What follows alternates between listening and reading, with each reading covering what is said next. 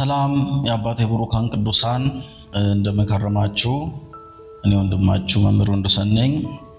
ከእግዚአብሔር ከአባታችን ከጌታ ከኢየሱስ ክርስቶስ ጸጋና ሰላም ለእናንተ ይሁን።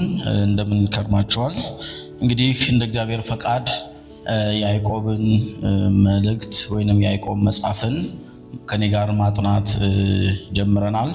አሁን ደግሞ በዚህ በሁለተኛው ሳምንት በክፍል 2 ቀርቶ ያለውን እናያለን።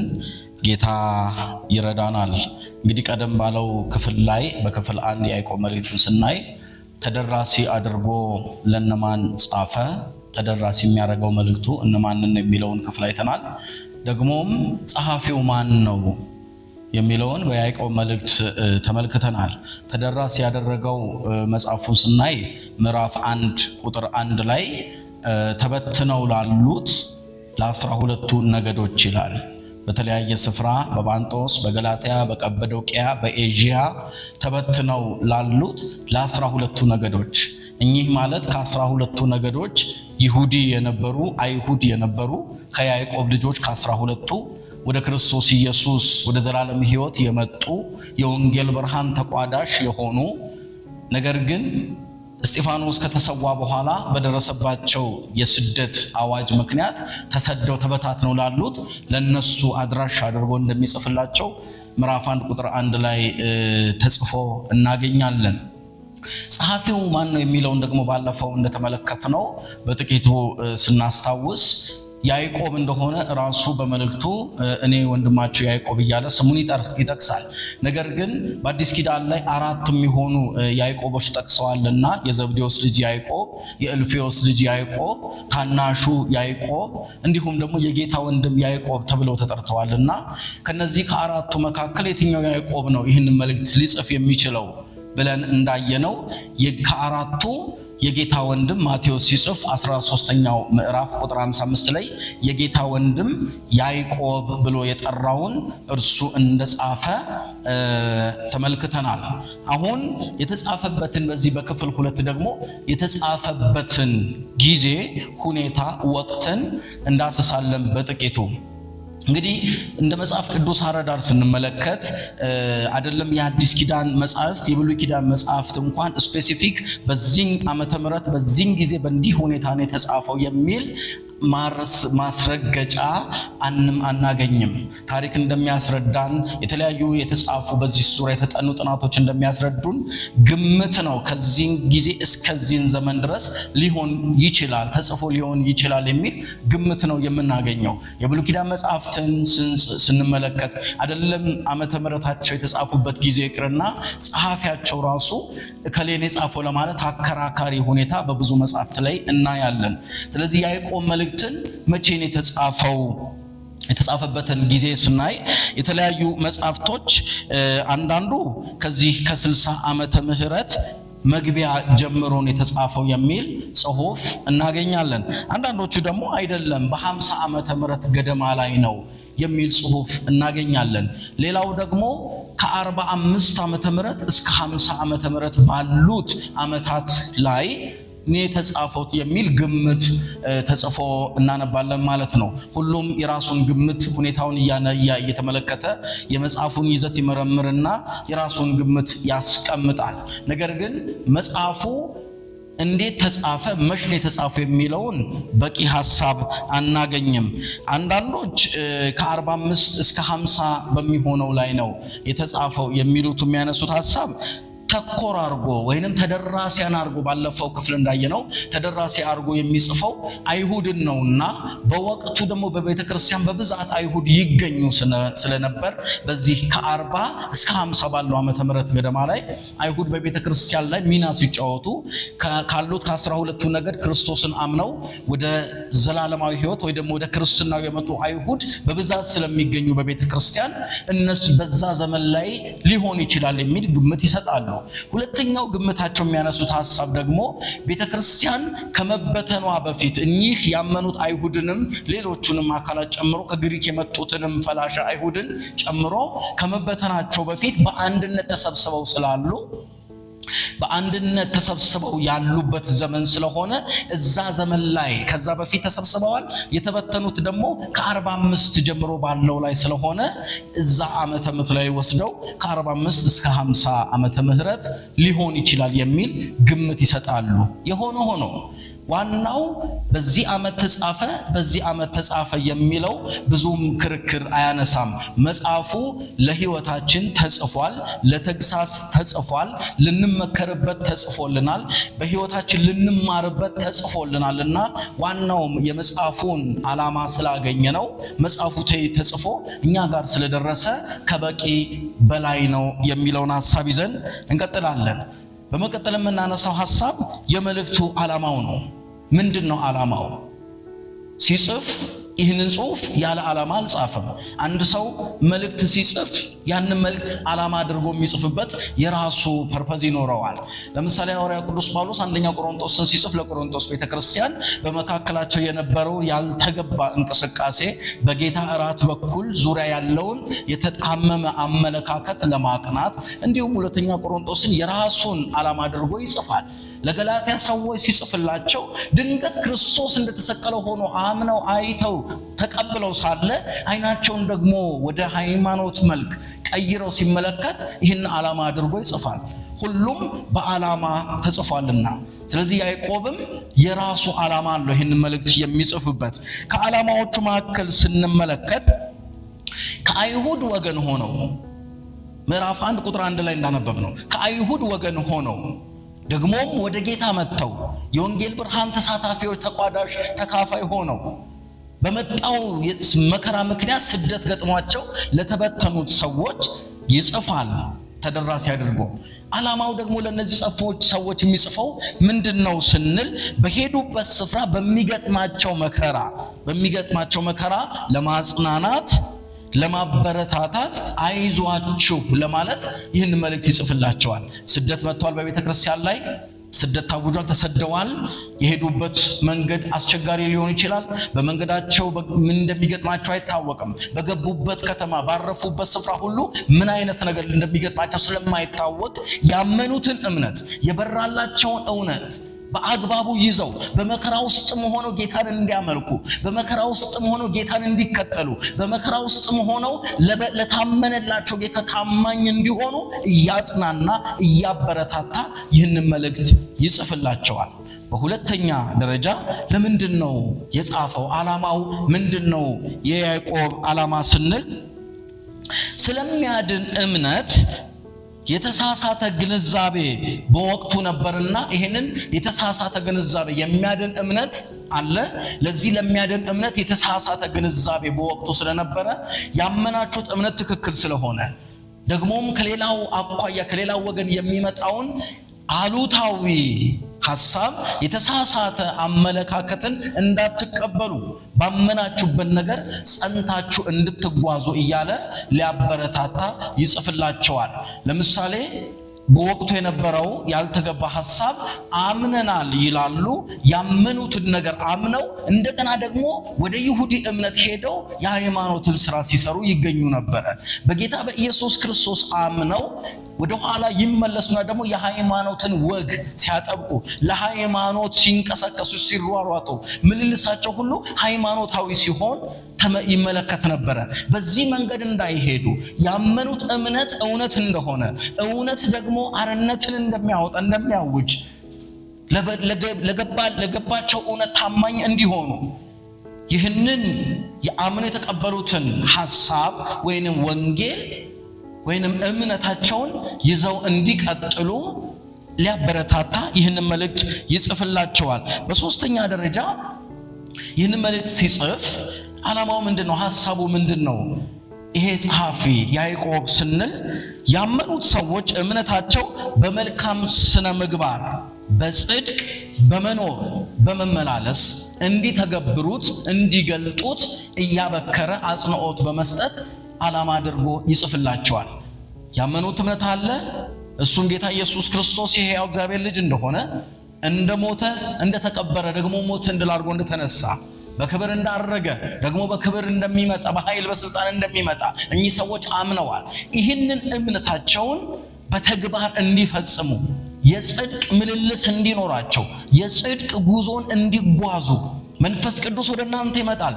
አጽናኙ ወደ እናንተ በመጣ ጊዜ በእውነት መንገድ ይመራቸዋል ተብሎ እንደተጻፈው በእውነት መንገድ ብቻ መጓዝ እንዳለባቸው ለእውነት ታማኝ እንዲሆኑ እውነትን ለብሰው እውነትን እንዲያሳዩ ለሰዎች የይስሙላ ሳይሆን የሃይማኖት መልክ ሳይሆን እውነተኛ አማኝ ሆነው እንዲታዩ ይህንን ዓላማ አድርጎ ይጽፍላቸው። ለነዚህ ሰዎች በእምነት መግለጥ እንዳለባቸው በእምነት መኖር እንዳለባቸው ያመኑትን እምነት ደግሞ በተግባር ማሳየት እንዳለባቸው በጽድቅ ጎዳና መመላለስ እንዳለባቸው ይህንን መልእክት ሐዋርያው ይጽፍላቸዋል።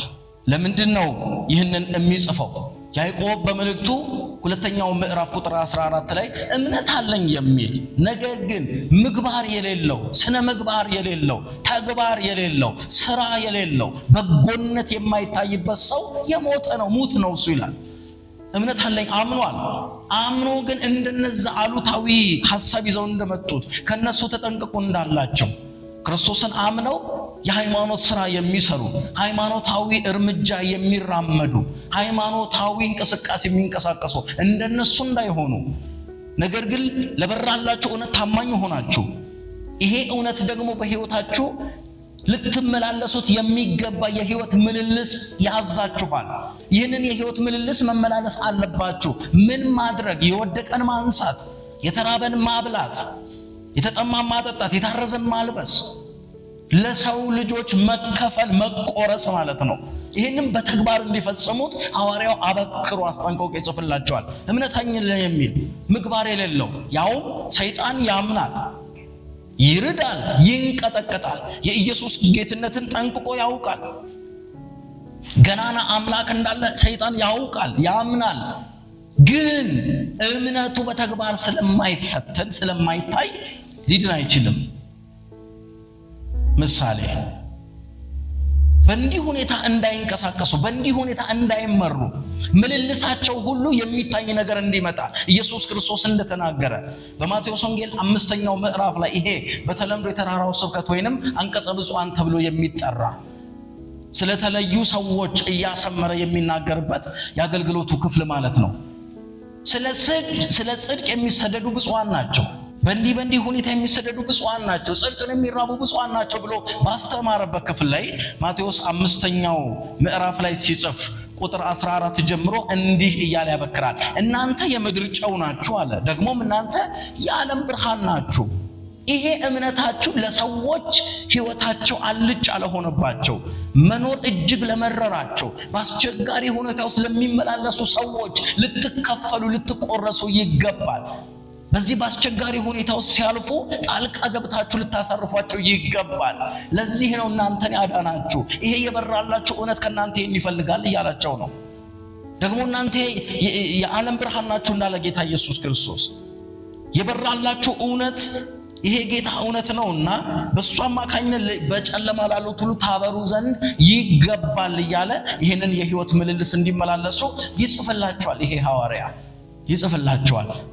የሕይወት ይሄ በተግባር የሚገለጽ በኑሮ የሚገለጽ በምልልስ ኢየሱስ ክርስቶስ እንደተናገረ የእናንተን መልካሙን ሥራ መልካሙን ምግባር ተመልክተው በሰማይ ያለው አባታችሁን አምላካችሁን እንዲያመልኩ አባታችሁን እንዲያመሰግኑ እርሱን እንዲመለከቱ ብርሃናችሁ እንዲሁ በሰው ፊት ይብራ አለ። በሰው ፊት ይብራ።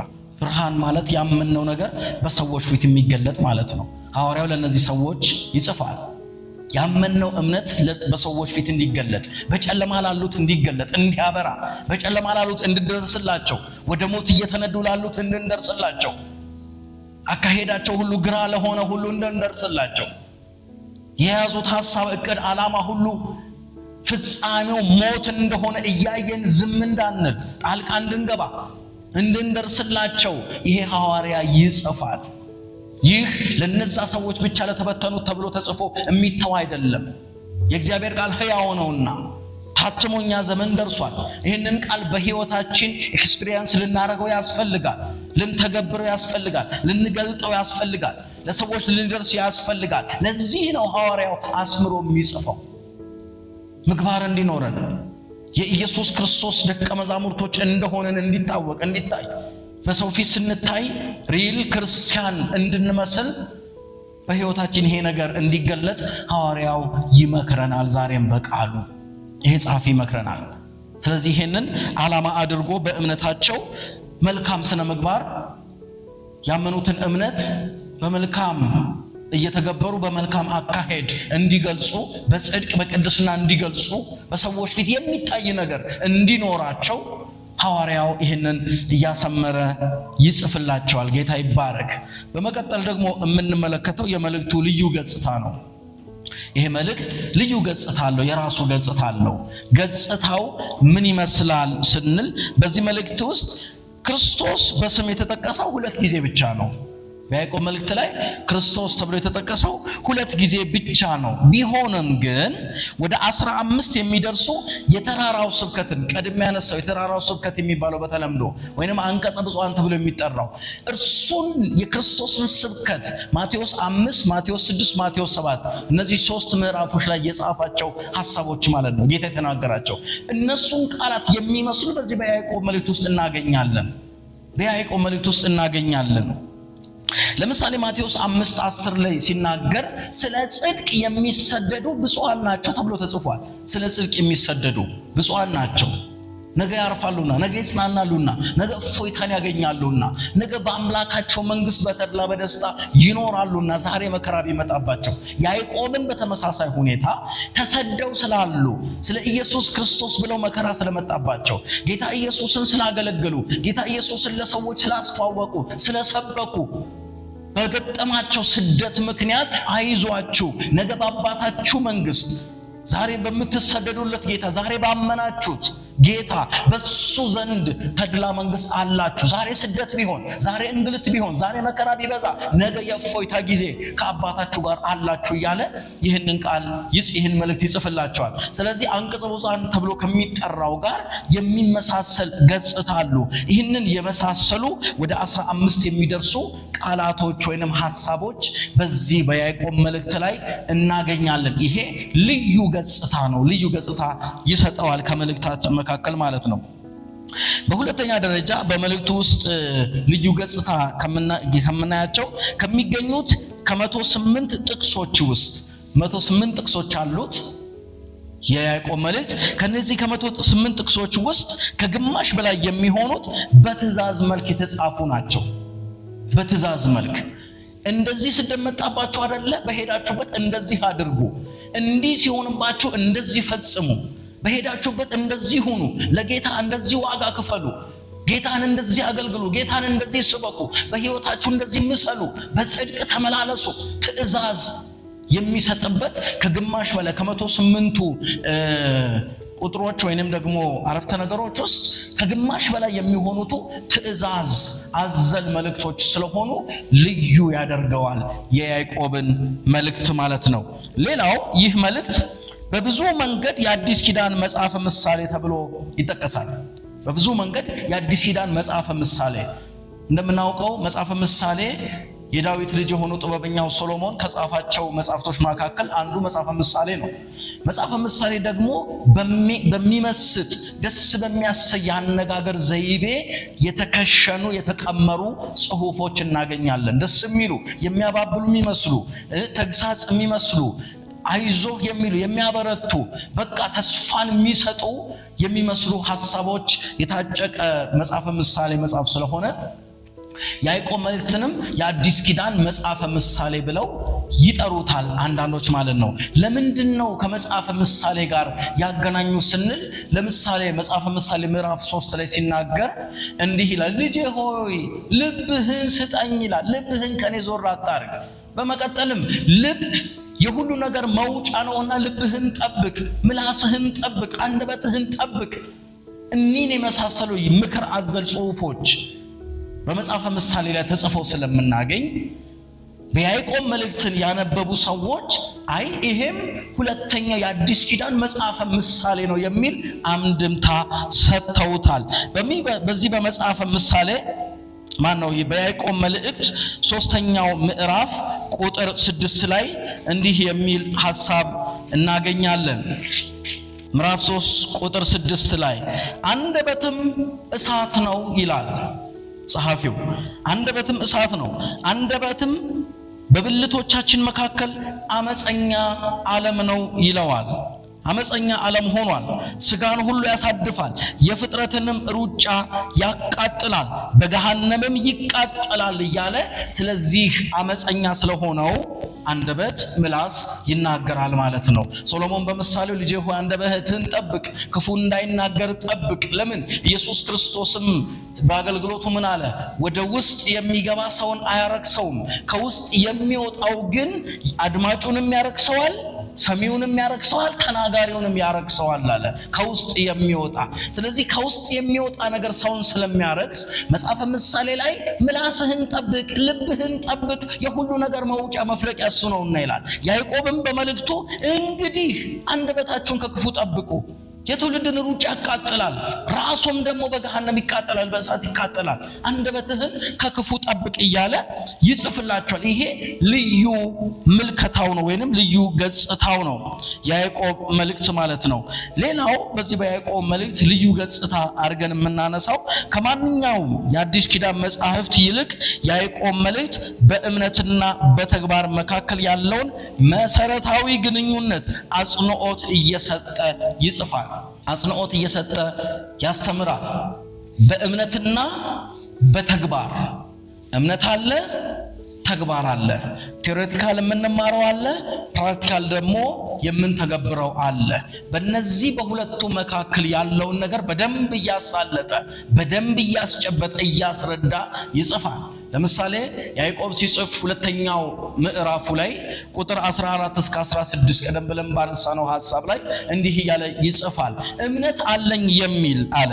እምነት አለኝ የሚል ያዕቆብ መልእክት ምዕራፍ 2 ቁጥር 14 እስከ 16 ወንድሞቼ ሆይ እምነት አለኝ የሚል ስራ ግን የሌለው ሰው ቢኖር ምን ይጠቅመዋል አለ። ስራ የሌለው ሰው ቢኖር እምነት አለኝ ይላል። እምነቱን በስራ የማይተገብር ሰው ቢኖር ምን ይጠቅመዋል? እሱ እምነቱስ ሊያድነው ይችላልን? ወንድም ወይንም እህት ራቁታቸውን ቢሆኑ የዕለት ምግብ ቢያጡ ከእናንተ አንዱም በደህና ሂዱ እሳት ሙቁ ጥገቡም ቢላቸው ለሰውነት ግን የሚያስፈልጉትን ባትሰጧቸው ምን ይጠቅማቸዋል ይላል። ምን ይጠቅማቸዋል? እምነት አለ የሚል ሰው የተራበ እያለ ዝም ብሎ ካለፈው፣ እምነት አለ የሚል ሰው የወደቀውን አይቶ እንዳላየ ኢየሱስ ክርስቶስ በምሳሌ እንዳስተማረ አንድ ሰው በወንበዴዎች እጅ ወደቀ። እነዚያም ወንበዴዎች ጎድተው በመንገድ ዳር ጥለውት ሄዱ። ያለውን ዘርፈው ሄዱ፣ ቀምተውት። አንድ ሌዋዊ መጣ፣ አየውና ገለል ብሎ አልፎ ሄደ። ቀጠለና አንድ ካህን መጣ፣ እሱም አይቶ ገለል ብሎ ሄደ። በሶስተኛ ደረጃ አንድ ናዝራዊ መጣ፣ እሱም አየውና አነሳው ይላል። ቁስሉንም ጠራርጎ ወደ ጊዜያዊ እርዳታ አድርጎለት ወደ ሕክምና ስፍራ ወሰደው። እንዲያገግምም የሚያስፈልገውን ነገር ሁሉ ከፍሎ እዛ አድርጎት ሄደ እስክመለስ ብሎ ይላል። ገለል ብሎ ሄደ ሌዋዊው፣ ገለል ብሎ ሄደ ካህኑ። አማኝ ነኝ የሚል የወደቀን አይቶ ገለል ብሎ ካለፈ ምንድነው ጥቅሙ እያለ ነው ያዕቆብ። እምነት አለኝ እያላችሁ የተራበውን አይታችሁ ካላጎረሳችሁት ና ወንድሜ እሳት ሙቅና አረፍ ብለህ ሂድ ብትሉት የሚያስፈልገው ምግብ ሆኖ እግሮቹ ሰውነቱ ሁሉ ከምግብ እጦት የተነሳ ደክሞ እያላችሁ እሳት ሙቅ ብትሉት ምንድነው የሚጠቅመው? እምነት አለኝ የሚል በተግባር ግን የማይፈጸም ምንድነው እሱ ይላል። ምንድነው? ይሄ ልዩ ገጽታው ነው።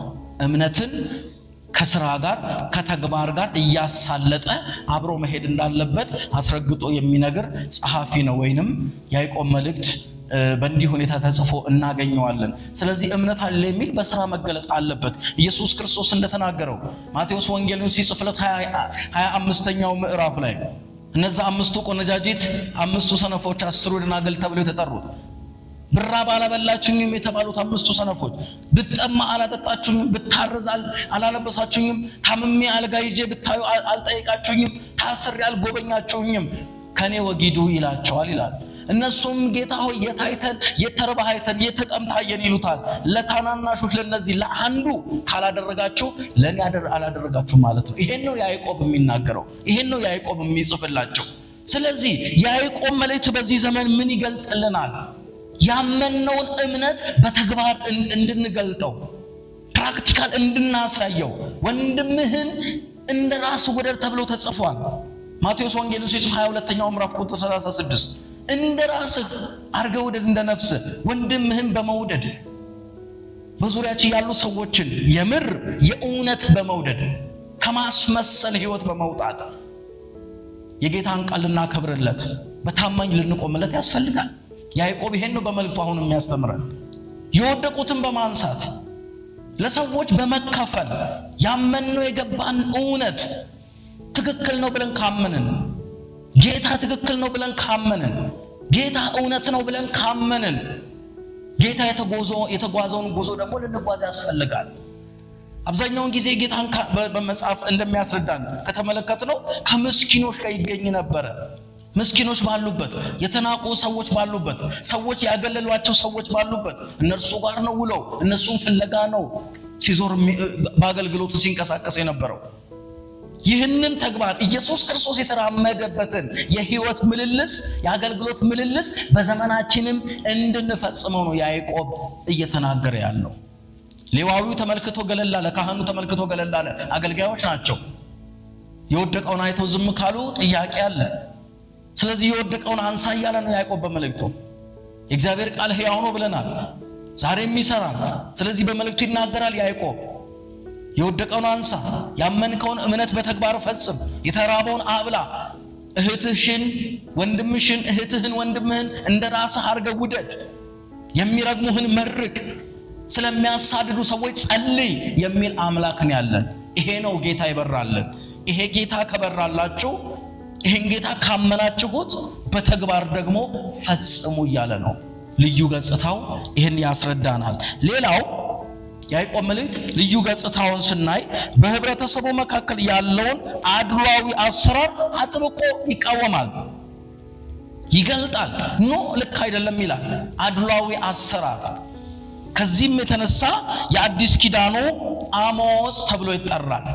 የአዲስ ኪዳኑ አሞጽ ይባላል። አሞጽ እንደምታስታውሱት በመገሰጽ የሚታወቅ ነብይ ነው። ኖ ልክ አይደላችሁም፣ ኖ ልክ አይደለህም። ንጉስም ቢሆን ገዥም ቢሆን ካህንም ቢሆን ህዝብም ቢሆን ግለሰብም ቢሆን ተቋምም ቢሆን የትኛውንም ነገር አይቶ ከእግዚአብሔር ውጭ የሆነው ነገር አያልፍም፣ ይገስጻል። ልክ አይደለም። ስለዚህ እንዲህ ይላል አሞጽ ትንቢተ አሞጽ ምዕራፍ 5 ቁጥር 12 ላይ እንደሚያስነብበን እናንተ በኢየሩሳሌም የምትኖሩ በይሁዳ የምትኖሩ ዋይ ዋይ በሉ። መድሎ አለ፣ መገለል አለ። ባይናችሁ ያያችሁ አድሎ አድርጋችኋል። አንዱን ከአንዱ ለይታችኋል። እግዚአብሔር የማይከብርበትን መንገድ መርጣችኋል። ስለዚህ ወየውላችሁ የእግዚአብሔር ቁጣ በእናንተ ላይ ይመጣል እያለ በግሳጼ የሚታወቅ ነብይ ነው። ይህንንም ያዕቆብ መልእክት ያጠኑ ሰዎች የአዲስ ኪዳኑ አሞጽ ነው ብለው ይጠሩታል። ለምሳሌ በዚህ በያዕቆብ መልእክት 5ኛው ምዕራፍ የመጨረሻው ምዕራፍ ላይ ማለት ነው ሲጽፍ እንዲህ ይላል። አሁንም ይላል ቁጥር 1 እናንተ ባለጠጎች ስለሚደርስባችሁ ጭንቅ ዋይ ዋይ እያላችሁ አልቅሱ። ሀብታችሁ ተበላሽቷል፣ ልብሳችሁም በብል ተመቷል፣ ወርቆቻችሁም ዝገዋል፣ ዝገቱም ምስክር ይሆንባችኋል ይላል።